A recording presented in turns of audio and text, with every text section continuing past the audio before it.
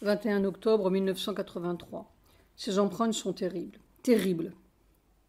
Jusqu'à quand? Tous les moyens de la technique moderne sont des hypnotiseurs de la conscience cellulaire. Les gens travaillent savamment à leur cancer et à leur emprisonnement. Ils ne savent pas. Ils ne savent rien. Tous leurs moyens sont des moyens de la mort. Vraiment, c'est comme si, de gaieté de cœur, jour après jour et pendant des décades, les hommes passaient leur temps à poser les briques soigneuses de leur propre caveau. Ce matin, je ne sais pourquoi, c'est comme la noirceur du monde, toute la noirceur du monde qui m'étrangle. Cela va jusque dans le microscopique.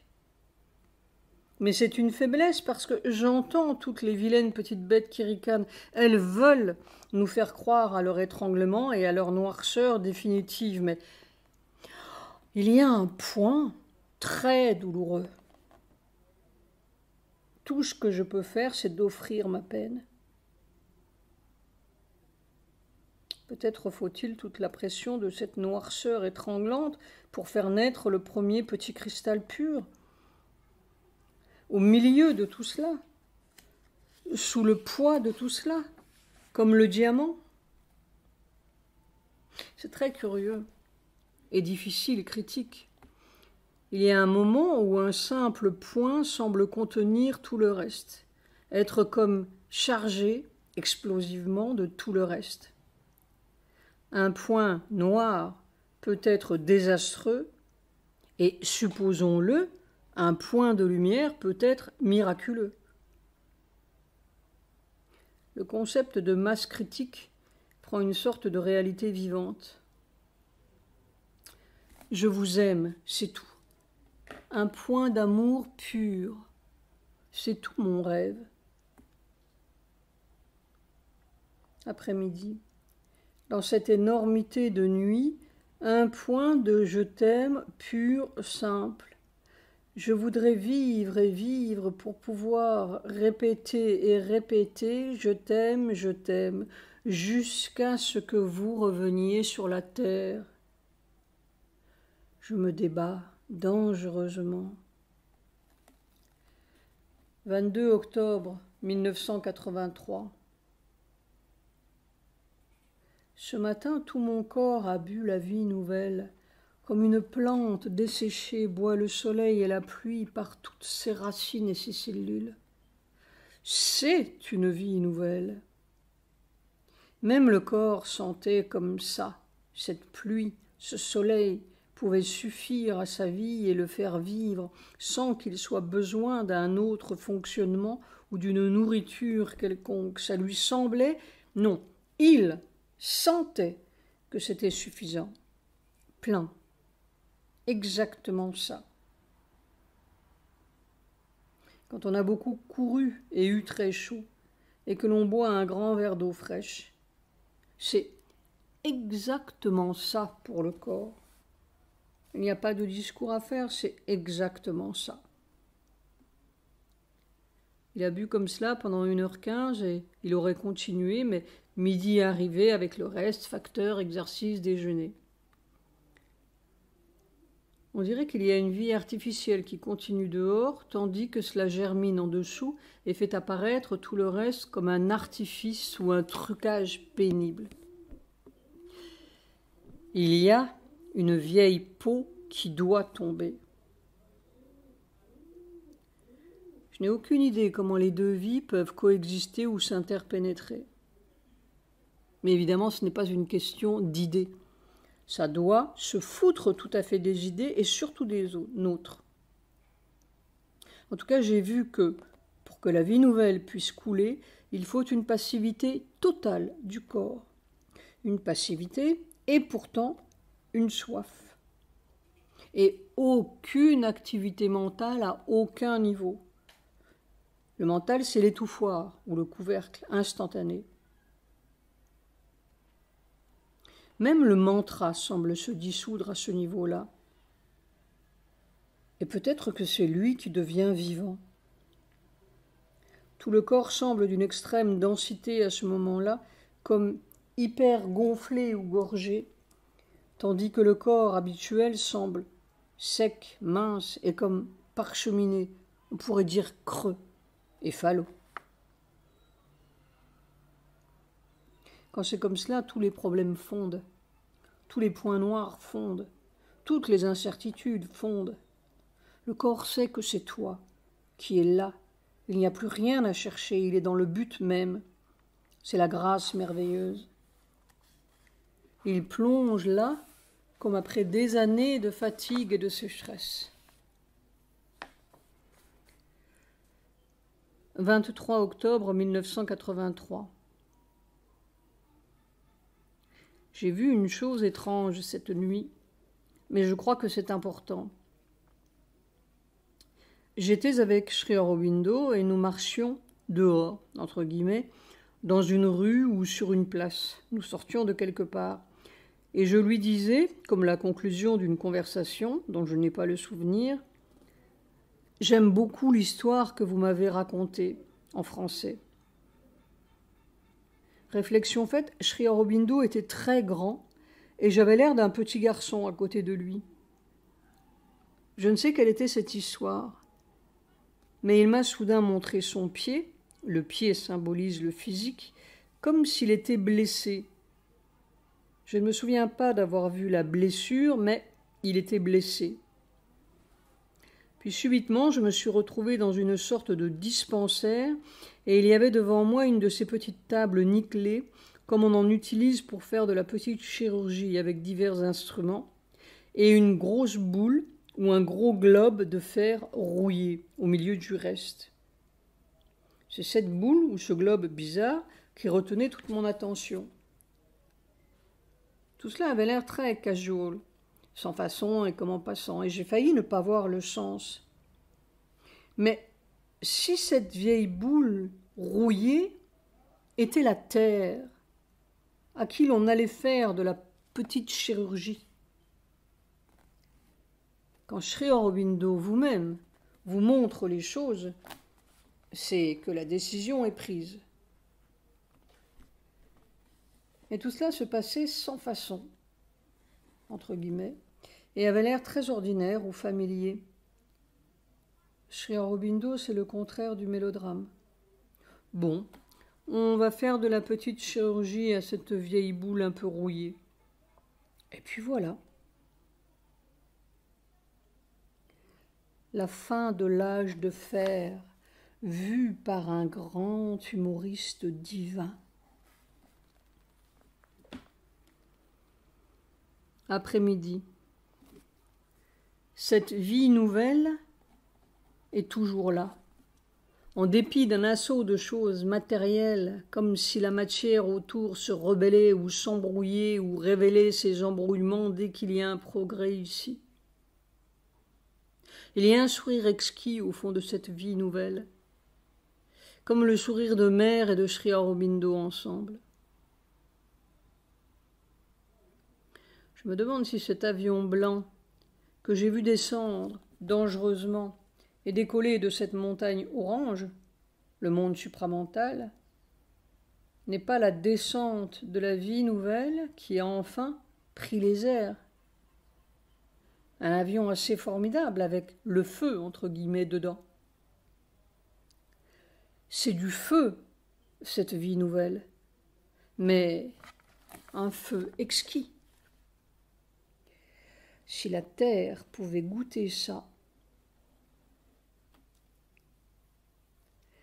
ça devient un agenda concret, je veux dire humain.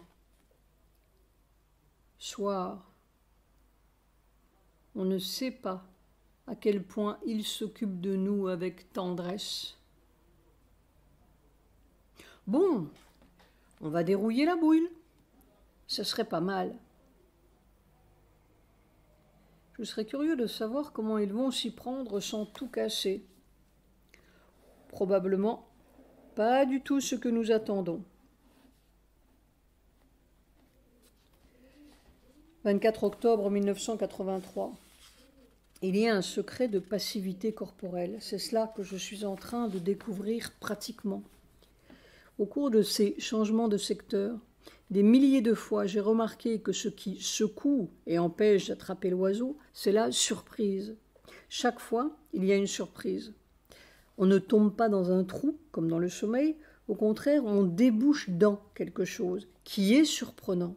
Et la surprise empêche ou vous reprécipite dans la vieille conscience habituelle, comme dans l'évanouissement de l'aéroport. J'étais tellement surpris. C'est une surprise analogue à celle de se savoir dans son corps, ici, et en même temps à des milliers de kilomètres ou dans un endroit complètement différent. J'étais si suffoqué, étonné, dans cet aéroport de B, de me savoir assis dans ce truc infernal et soudain, presque instantanément, de me retrouver au milieu d'une activité qui avait commencé avant l'évanouissement et qui semblait continuer après. C'est la surprise qui m'a reprécipité dans la vieille conscience infernale de l'aéroport. L'évanouissement a duré 3 secondes, dit Sujata. En effet, c'est comme un évanouissement, mais qui serait le contraire de la perte de conscience. L'évanouissement, entre guillemets, c'est l'arrêt du mental matériel ordinaire qui vous maintient dans une peau de Satprem avec tous ces souvenirs que on est Satprem, né le, demeurant à. Il y a une sorte de mental matériel qui fonctionne comme un gardien de prison. Et je soupçonne que c'est ce même gardien de prison qui vous maintient dans le souvenir de votre propre espèce et qui empêche un singe de se retrouver dans une peau d'écureuil ou d'autre chose que son espèce. C'est le gardien de l'individu et le gardien de l'espèce.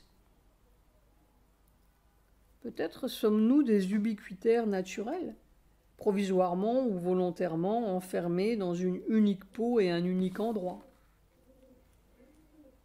Nous sommes peut-être monsieur le monde entier avec tous ces petits oiseaux, ces ours, ces écureuils et ces grands kamtchatka blancs. Je veux dire tout ce qu'on veut, sauf être dans une peau d'ayatollah ou de Reagan. En fait, ce sont les peaux d'hommes qui sont désagréables. C'est peut-être une fausse peau. Qui sait? C'est peut-être l'écorce noire qu'on est en train de jeter au feu. C'est-à-dire une conscience unique, divine et totale, qui joue, entre guillemets, à se croire provisoirement écureuil, ours ou satprem, pour avoir l'expérience de cet oiseau particulier ou de ce poilu spécial. Mais quand on sort de l'illusion, tout y est et c'est divin. Et ça ne cesse pas d'être la matière terrestre, mais avec le nectar en plus. Il faudrait voir. Ce mental matériel, c'est celui qui accumule l'expérience de chaque individu et de chaque espèce. Et au bout de l'évolution, il est logique que l'on ait l'expérience de tous les individus et de toutes les espèces sans être enfermé dans une prison particulière. C'est peut-être cela l'espèce supramentale, ou en tout cas ce doit être cela la conscience supramentale. Reste à savoir comment cette conscience modèlera ou façonnera son espèce particulière, ou son espèce omni-espèce. Dirons-nous polyespèce? Quand on sera simultanément saint et débauché, pauvre et riche, noir et blanc, hindou, shintoïste et chrétien, où sera le besoin d'un pape, d'un soviet suprême, d'un Washington suprême?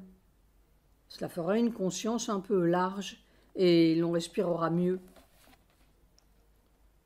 Et quand on pourra être à la fois jeune et vieux, cela évitera pas mal d'erreurs pénibles tout en gardant la légèreté d'une éternelle adolescence. Excellent programme. Puis quand on aura tout connu, tout expérimenté, tout osé, on s'apercevra qu'il n'y a rien de plus merveilleux que l'amour divin et la tendresse de mère. Alors on aura tout sans être prisonnier de rien, pas même de soi-même, puisque on sera tout. Je m'inscris absolument sur la liste des aspirants candidats à la polyespèce supramentale. Et puis, cette espèce-là n'oubliera pas l'humour. Oh Seigneur, pardonne-moi si je dis des bêtises. Il est vrai que tu dois être à la fois suprêmement bête et suprêmement sage, alors tu peux me comprendre. Tu peux même m'aimer parce que je t'aime beaucoup. Mais ce mental dans la matière, c'est vraiment un grand secret à découvrir.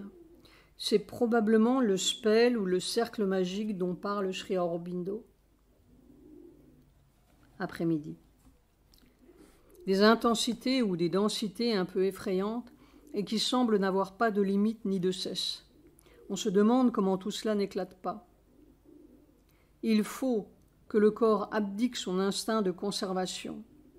Il faut que, cellulairement, dans chaque cellule, ce soit véridiquement « c'est toi, à toi, à toi ». Il semble qu'il y ait un certain sens du moi corporel qui doivent disparaître. C'est cela qui fait une barrière ou une limite qui a tendance à éclater dangereusement, ce qui semble pour la sensation corporelle. J'ai un peu le sentiment que c'est ce mental matériel dans la matière qui fait la barrière. C'est très encombrant et gênant de se sentir moi. Mais comment exister si physiquement on flotte partout et nulle part?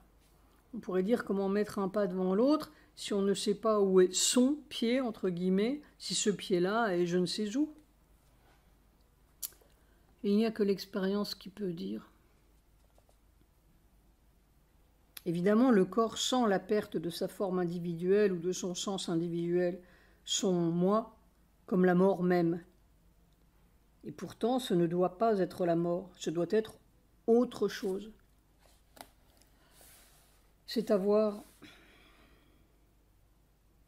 Quand on enlève ce mental matériel, on s'évanouit, jusqu'à nouvel ordre, comme à l'aéroport. Comment l'enlever ou passer au travers sans s'évanouir?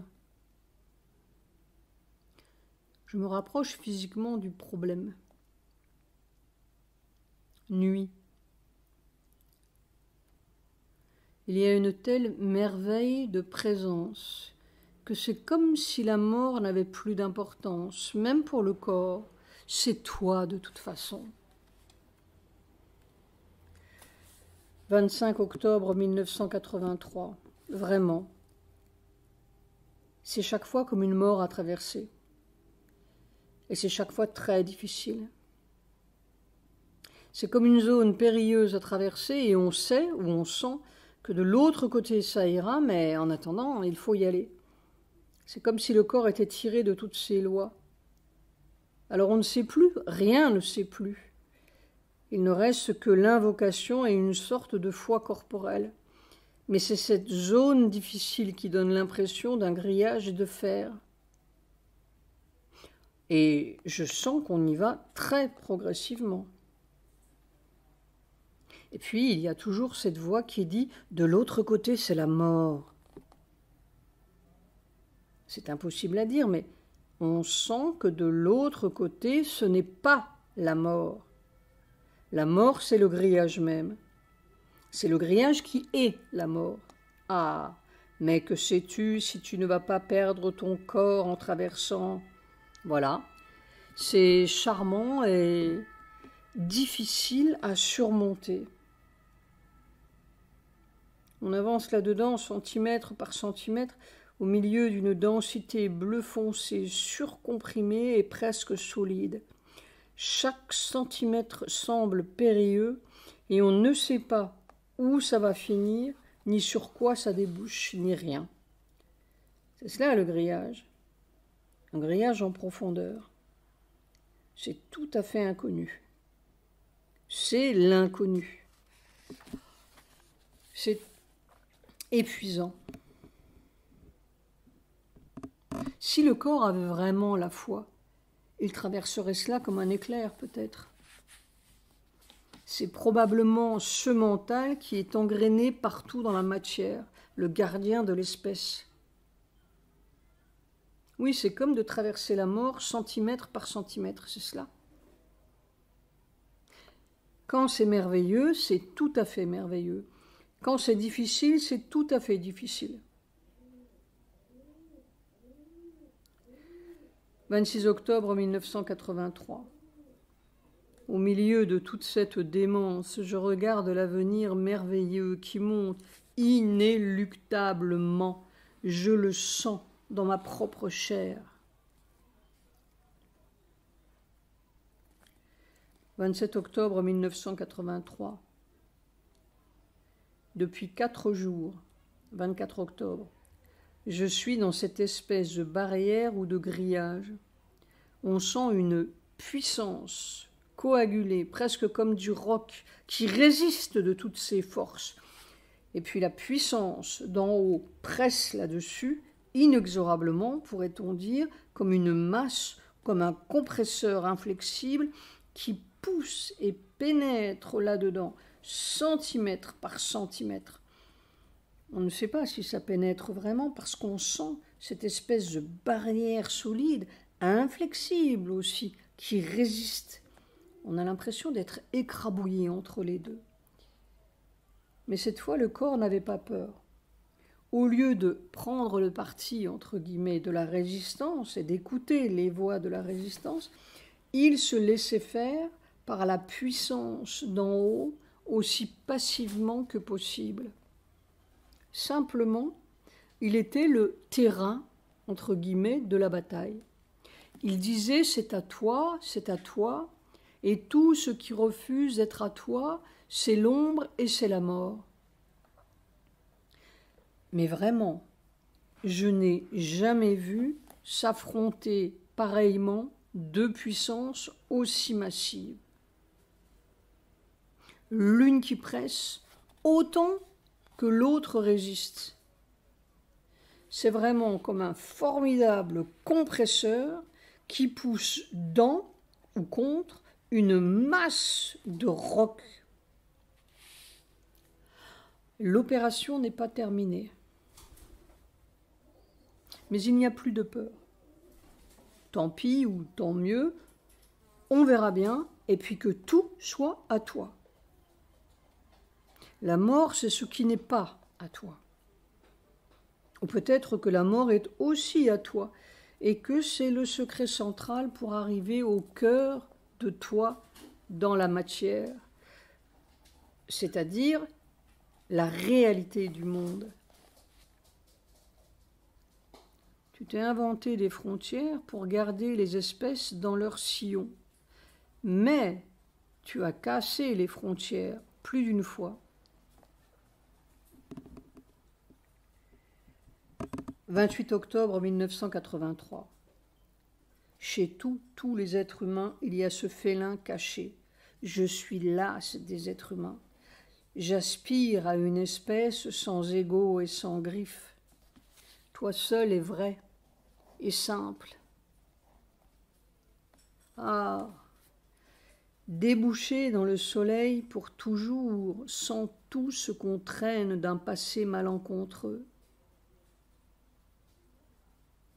Cette fois, je ne voudrais pas mourir sans être délivré pour toujours. Il n'y a qu'une manière d'être délivré, c'est de faire le premier pas de l'espèce nouvelle.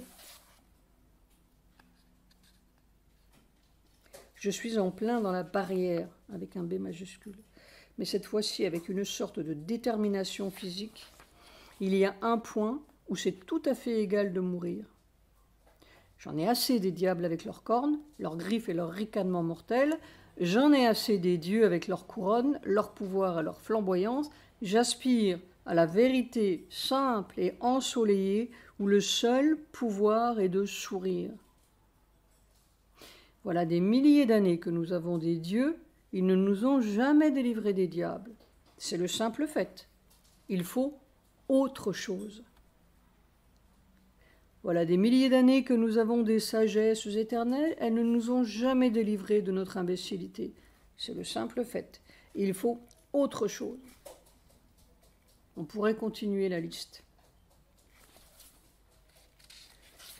Après-midi. enfermé dans une couche compacte, surcomprimée, presque écrasante, comme si toute la résistance du monde était coagulée là. Mais ça continue à battre dans mon cœur. On dirait qu'il n'y a aucun rayonnement là, comme si les rayons étaient coagulés et comprimés vers le dedans, comme pour une implosion. Rien ne s'échappe, tout croule vers le dedans et s'écrase soi-même. On a du mal à respirer. Cela a l'air tout à fait immuable, comme l'envers noir d'une paix éternelle. Et quand on essaie d'appeler la lumière d'en haut, la coagulation a l'air d'être encore plus coagulée. On se croirait enfermé dans le noyau de métal de la Terre. On ne sait vraiment pas pourquoi cela existe. C'est le refus de l'existence. Ça n'a pas l'air traversable, sauf par miracle.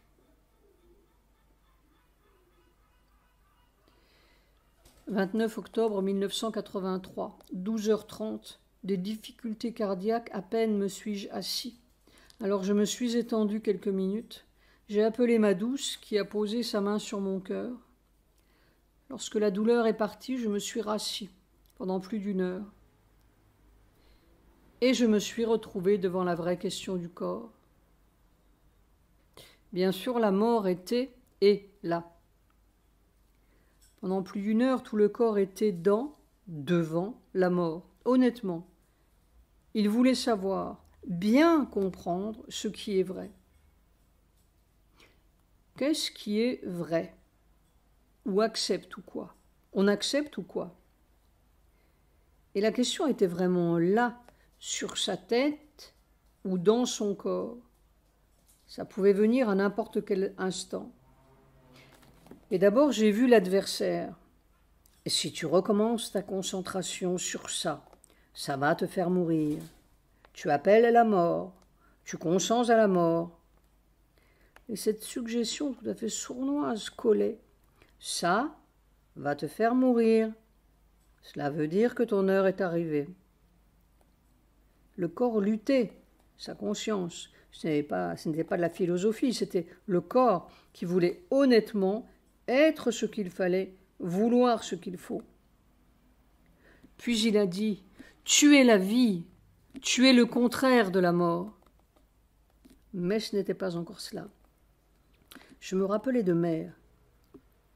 Tout ce qui vous dit que ça va vous balayer, c'est le mensonge.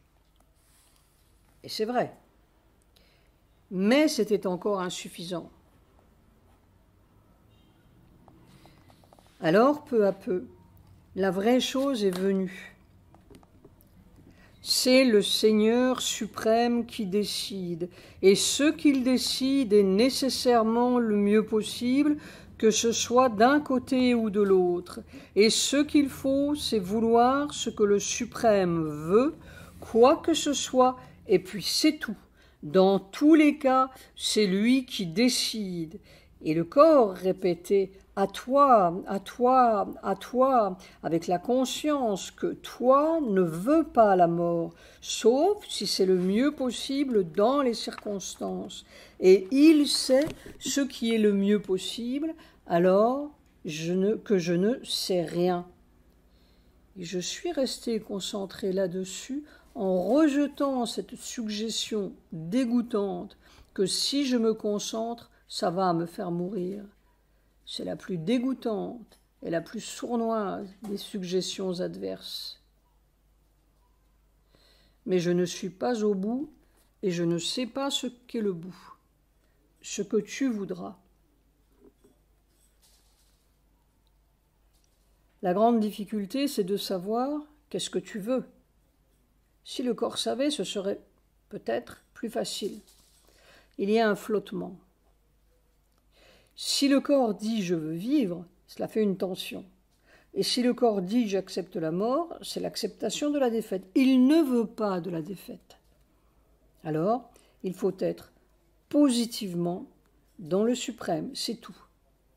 Par-delà l'acceptation et le refus, dans le « c'est toi pur ».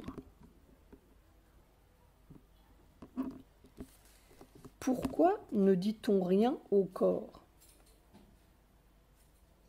En fait, il n'y a pas de réponse, entre guillemets. Il y a quelque chose à vivre, être purement. Il doit y avoir une certaine qualité vibratoire des cellules qui est suprêmement importante à obtenir. Il doit y avoir une certaine qualité vibratoire qui annule la mort. Si on a peur, c'est fichu. Si on a peur, on est fichu. C'est curieux comme on ne sait rien.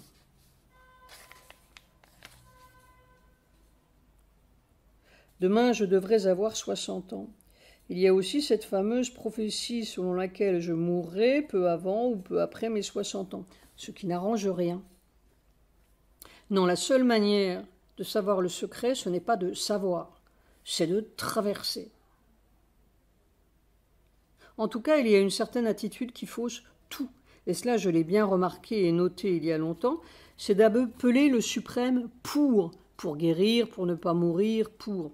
Il y a un pour qui fausse absolument tout.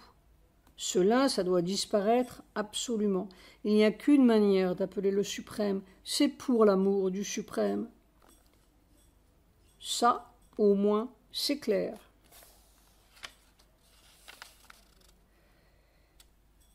Après-midi. Vivre ou mourir n'est pas mon affaire. Mon affaire est d'être à toi purement. Toujours dans cette barrière mortelle, rien ne bouge. On a l'impression d'être écrabouillé de tous les côtés. Qu'est-ce qu'une mouche dans une boule de fonte? Soir, on voudrait crier, mais tout est comme étouffé. Rien ne vibre là-dedans. C'est la négation de tout. Qu'est-ce que c'est que ce monde? Ce n'est pas le subconscient, ce n'est pas l'inconscient, parce que c'est très conscient dans son refus. C'est peut-être ce que les gens appellent la mort, à moins que ce ne soit le paradis des matérialistes.